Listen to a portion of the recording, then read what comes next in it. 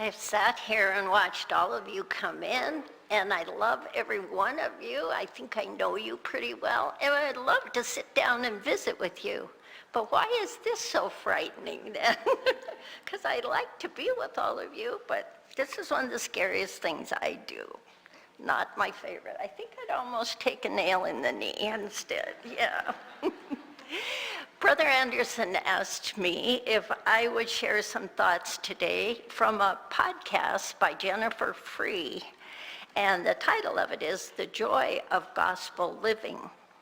She starts out by telling the story of her life when she was young. They did not have the gospel in their home. They didn't attend church. There was never prayer.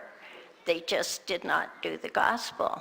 Then, because of a very tragic accident, her brother was killed. And it's too bad these kind of things have to happen to bring the gospel into our home. But it did in her home. Her parents got very active. They wanted to attend the temple. They were worthy and were able to go to the temple. She remembers kneeling at the altar with her family and being sealed to them, and also the sealing of her deceased brother with them. And then she said, we had family prayer, we had individual prayers. Our life changed almost completely, and it was the joy then of gospel living. Last weekend, I kind of saw this same thing. One of my lifelong friends in Montana passed away, and I went up to attend her funeral. Now, Bobby had declining health for probably the last few years. She also had dementia. And we could all look at her passing as a blessing. I know her children did, and I certainly did. She had no quality of life. But one of the reasons we could look at it as a blessing was because of the gospel, because we knew we would see her again. We knew she'd gone on to be united with loved ones, and it wasn't a joyous occasion, but we all felt blessed that Bobby could pass on.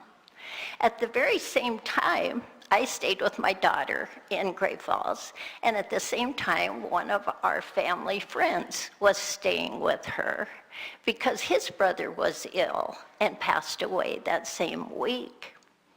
And so I talked a little bit to him through the weekend, but he does not have the gospel in his life. He didn't have an assurance that he would ever see his brother again.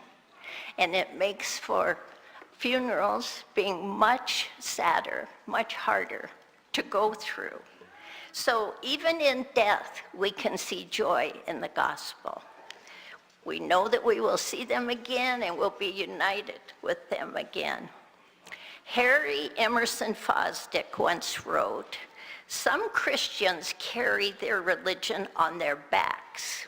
It is a packet of beliefs and practices which they must bear.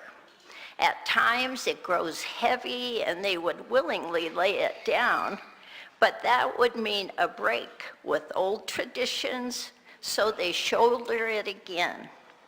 How many of us look at the gospel that way? Is it too heavy, too confining for us, too hard to live? We carry it like a backpack, a burden. If you are not finding joy in living the gospel, we better make some changes. One of the common problems with living the gospel, and I think we all hear this a lot, at least I do, is perfectionism. Trying to be perfect in living the gospel and living every facet of the gospel. It's impossible, isn't it? We cannot be perfect.